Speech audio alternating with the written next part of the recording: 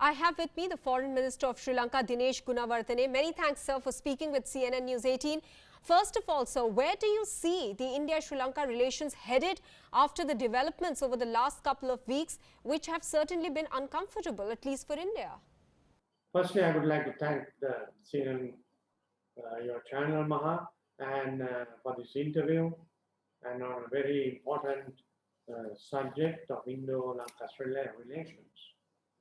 Sri Lanka has had very understanding, close, trustworthy relations as our closest neighbor. India also has Sri Lanka as the closest neighbor in dealing with many matters. India-Sri Lanka relations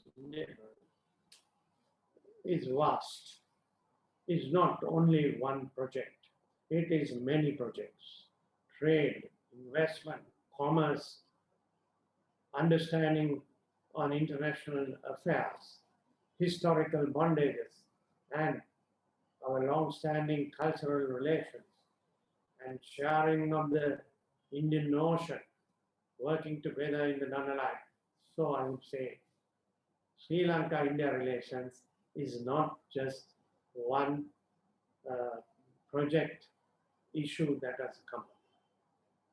Our relations are very friendly, and we will be able to overcome all these issues that have come up and proceed on greater areas, vast areas where India-Sri Lanka relations will go further.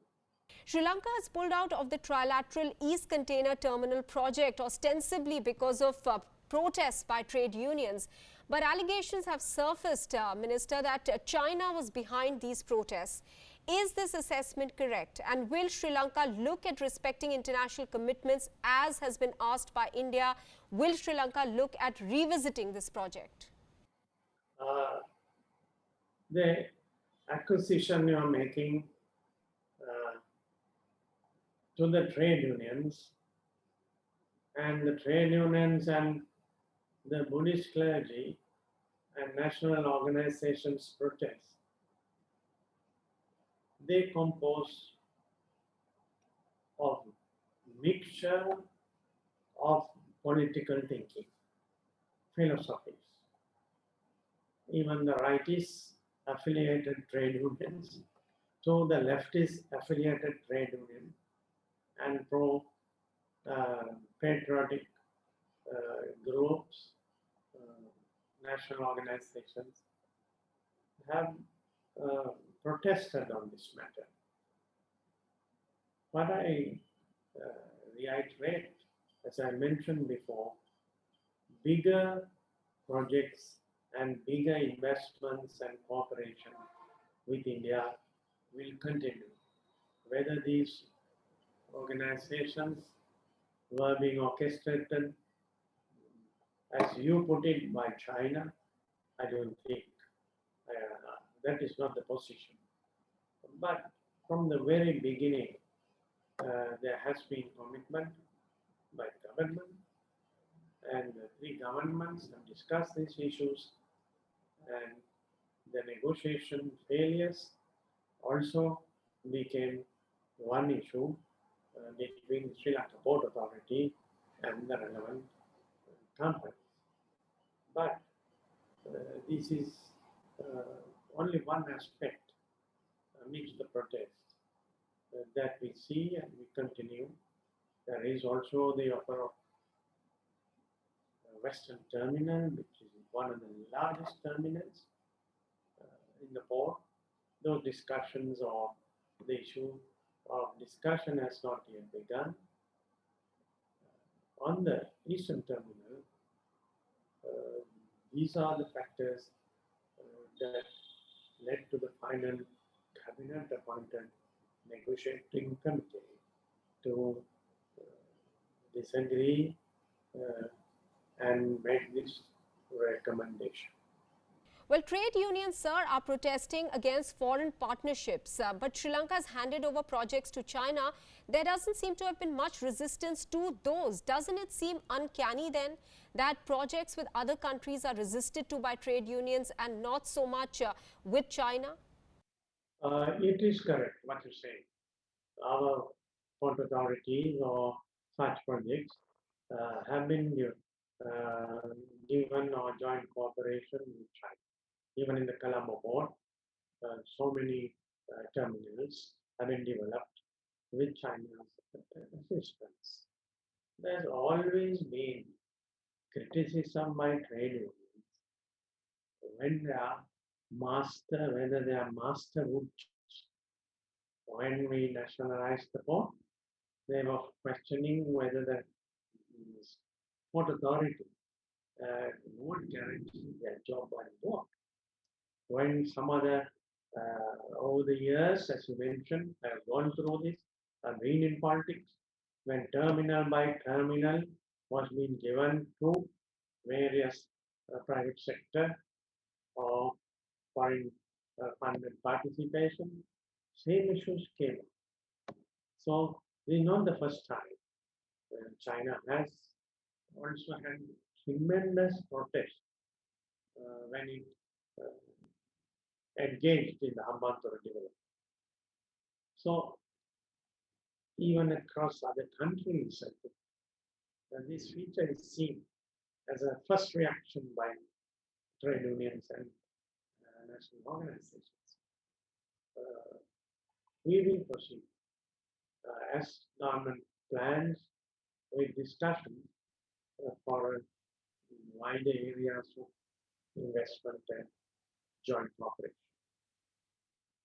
I must say that India based traffic containers are the key source that feeds the terminal because the containers have to go around Sri Lanka, where they move to the west or to the east of India. We are conscious of the situation. Business will have to be developed for the future. That is how Sri Lankan government, by His Excellency the President, leads the country's economic development plan. A week before the East Container Terminal project, where Sri Lanka in fact pulled out of that project with India and Japan, Colombo has awarded 3 energy projects to China in islands of Jaffna, barely 50 kilometers from Tamil Nadu, sir. Has India raised this concern because the projects are very strategically placed, and is the Sri Lankan government paying heed to the concerns by India? Sri Lanka government, the Ceylon Electricity Board projects in these small islands of there, where alternative energy projects were in the pipeline and discussion for a long time for the private sector, plus the ADB financing, which has reached these levels. Sri Lanka-India relations is much more stronger, I feel, because security of our two countries always will be considered in any development program. Finality has to be reached in all these projects. Therefore, consideration of all other factors. If we take, say, the Samudran, long time ago, it was abandoned by India. What would happen to our environment, to the small oceanic lanes of between India and Sri Lanka, and the historic and still research areas between the two countries. So both sides have so many factors in addition to security, environment is important. The future also plays a role in some other projects between any two countries, borders. I think that is how Sri Lanka and India would look at, or even with other countries, we would look at our future development in areas of development. We have the maritime lanes of Sri Lanka. We are committed to keep it open for all maritime traffic. That is Sri Lanka's policy. It will not be obstructed. We have pledged that to the international community. So, being geographically placed on the maritime lane of the important Indian Ocean, we consider all these aspects in our decision. Sri Lanka and India committed itself, the pioneers of the non-aligned movement, the leaders of the non-aligned movement, who brought about the change of colonial domination and giving freedom and independence to many countries through our joint efforts and support, to which we are committed. Well, after reneging on ECT, Sri Lanka has prematurely also repaid the $400 million currency swap with India. Were these events connected? India has been very generous, helpful, and as I mentioned earlier, supportive of Sri Lanka's request by His Excellency the President when we were in need of this aid, assistance. Because it had its own condition. Certain period and an extended period possible on which the funds were returned. And India had not said up to now that India will not help Sri Lanka in the financial markets, in aid assistance, or even in through banking sectors as we move on. So it is not the main reason, I do not think, that led to the return of the keeping to the deadline as we had both agreed. Why has Sri Lanka still not assigned a High Commissioner, sir, to India? It's been vacant for a year now, that position. As Foreign Minister, I must say, His Excellency the President has named the High Commissioner, and the relevant documents and papers have been submitted to the Indian government, and Indian government has cleared the papers. So on Sri Lanka side, the High Commissioners assuming duties in Delhi has got delayed. There was many reasons, but one reason was the delay because of COVID that engulfed the whole world. Once again, I would like to remind India's assistance to Sri Lanka, unprecedented assistance that came. Our vaccination program has started. Prime Minister Modi extended this to Sri Lanka as a neighboring country. And a High Commissioner must assume duties very soon. That's what we are planning. There are some allegations that are surfacing in the Sri Lankan media now that Colombo is blaming India for the April 2019 terror attack.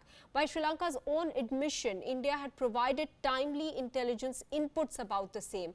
How are these allegations then surfacing? There are various elements that would like to destabilize any country that is sovereign, independent, and standing up to terrorism. Terrorism, or what happened on Easter Sunday, is condemned by all. Of course, later some people want to perhaps forget that they have themselves are condemned. That is, in any society you get various organizations that issue statements and various things. That is in India. Human rights, various organizations are issuing statements about against our country, our government, against India, Indian government, on any issue. But these are sometimes general comments being made, circulated. Easter Sunday attack took over 275 lives in Colombo. And on one of the most important religious days to the Catholic Christian community, the churches, while in prayer, were attacked. People died. The massacre. But we all knew and we all agreed and we all accepted. Then I was in the opposition. The government of the day and the opposition won. Very clearly appreciated that India had given the necessary information in advance. That situation is becoming bad. All that evidence has been laid in the Presidential Commission of Inquiry. So I don't think, as the report is now finalized, it is to be released. I cannot comment until the report comes out. It's certain the hard truths are already placed before the Presidential Commission of Inquiry. Now, despite assurances from Sri Lanka, it hasn't really implemented the 13th Amendment. Why is it so, and can you provide any sort of assurance about a time-bound implementation? 13th Amendment and all amendments. Now we have reached the 20th Amendment. Why? Because the government as well as the country was totally in instability by going on this count from the First Amendment to the 20th Amendment. That's why we have had to bring the 20th Amendment to restore stability. President and the government have received the mandate to draft a new constitution for Sri Lanka to progress, to protect our sovereignty, and also protect the rights and the life and the development for all our citizens. Not only for Sinhala, Tamil, but also Muslim and all other sections living in Sri Lanka. Whichever part of Sri Lanka, even now they enjoy the fundamental rights under the Constitution. We have had certain setbacks. Our election system has failed in bringing stability. For the first time, the general election in parliament that we are in power now brought about a 2/3 majority. Election system is now to be amended. A new election system is to be introduced. All sections of society want the election system changed. Elections, local authorities have been held. Local authorities, whether in Jaffna Peninsula or Colombo, all are functioning. They are not held by the government in the north. They are not held by former government, the United National Party in the north. They are held by people and their political parties in the north. And the development, the trust has been kept right across the country by His Excellency the President. Therefore, the new constitution which is today a special committee. The report will be given to Parliament, and we will proceed democratically, listening to the voices of the people of all parts of our country. So I do not think we can just pick and say such and such a thing has not been implemented. 13th Amendment was in operation. Provincial councils elections were held. Northern elections were won by the TNA, and they were running administration for many years. They themselves, sorry to say, voted for an amendment on the Provincial Council Elections Act, which has today scuttled holding of elections for more than 1.5 years. We did not be part of that. We opposed and said, this is not going to help. And the matter went out up to the Supreme Court of the country. Supreme Court held that the laws has to be changed because of this amendment that was rushed without being clear on where you head to, has to be amended by Parliament. So Election Commission could not hold elections, not only in the north, rest of the country, for the provincial councils. They have held local government elections because there are no obstacle. They have held parliamentary elections amidst the COVID situation after the Supreme Court decided that the situation was okay for election.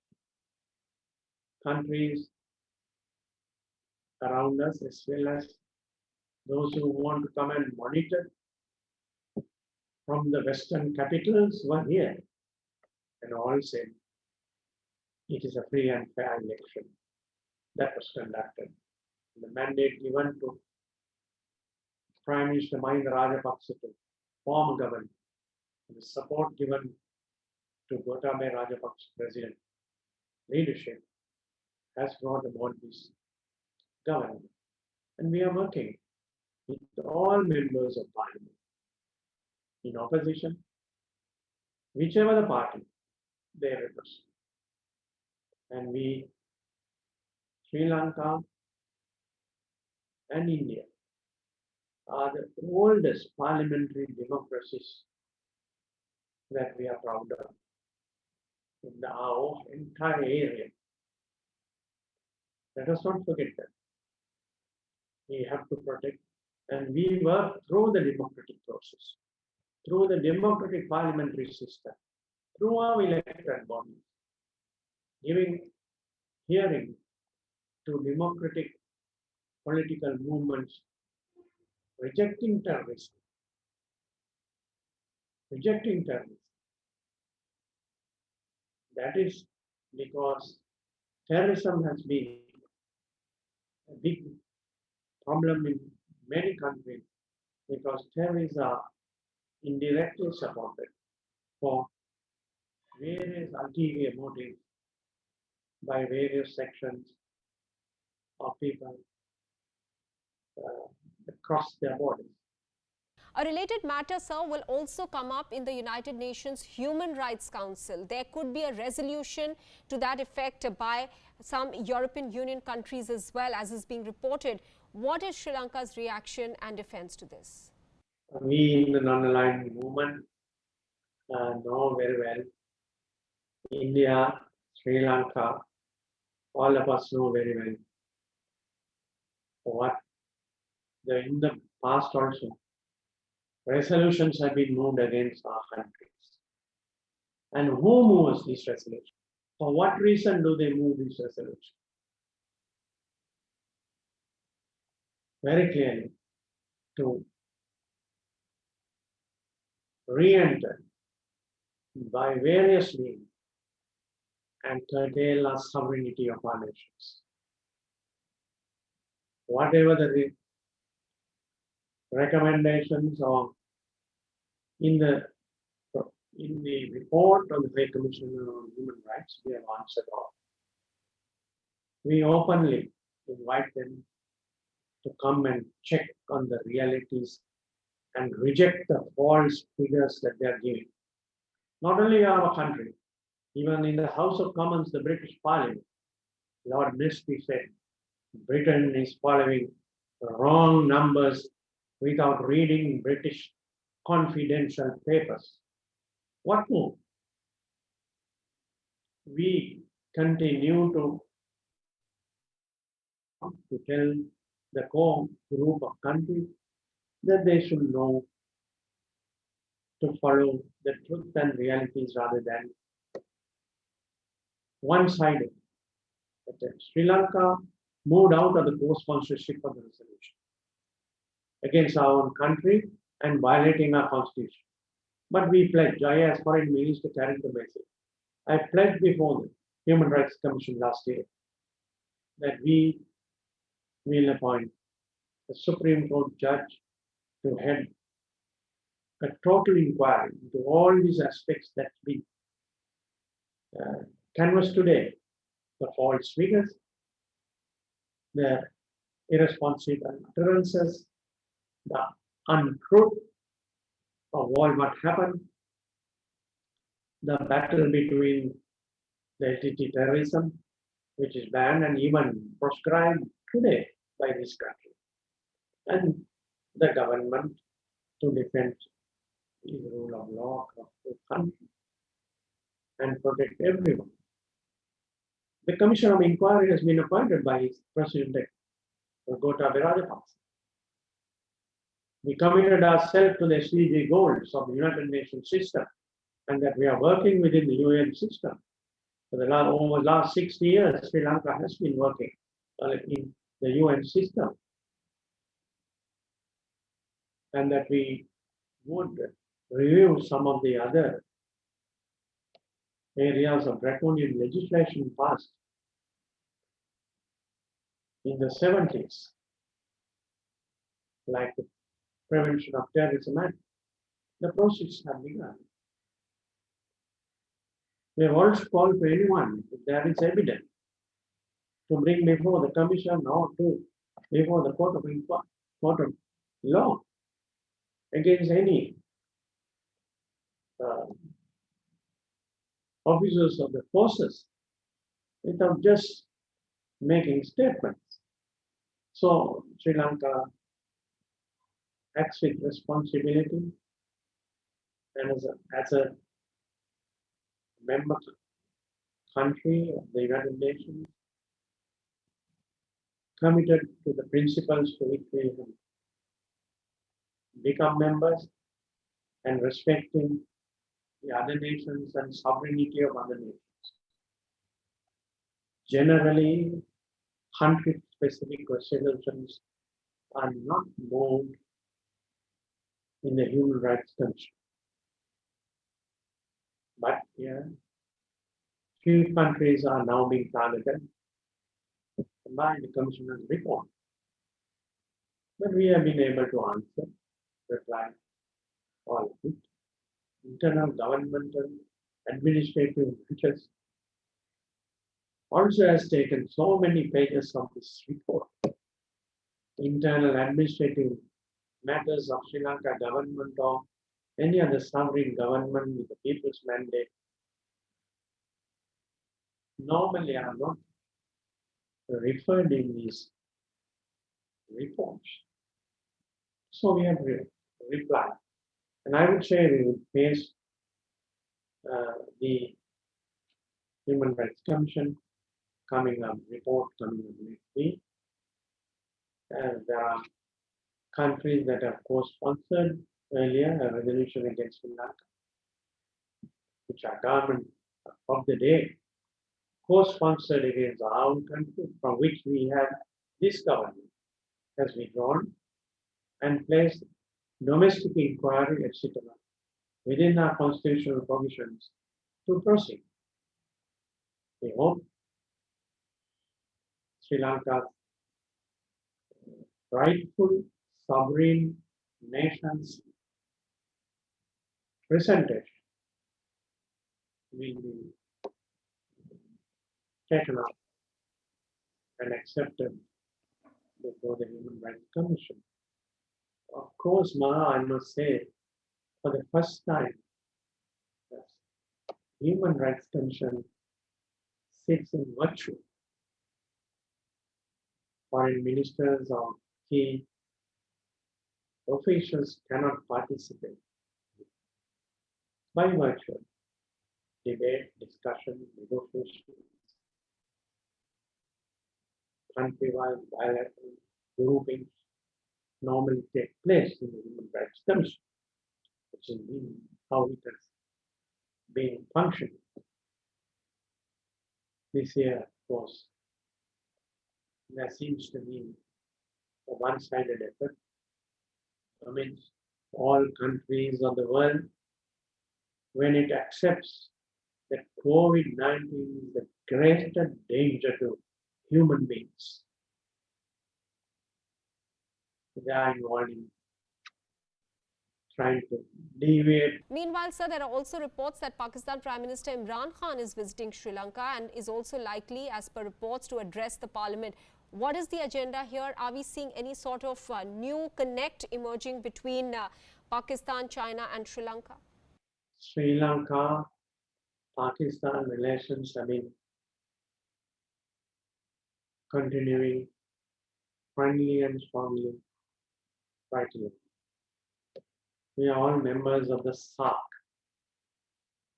Sri Lanka, Pakistan relations have been also into other areas over the years: trade, joint ventures, educational exchanges, research programs, etc.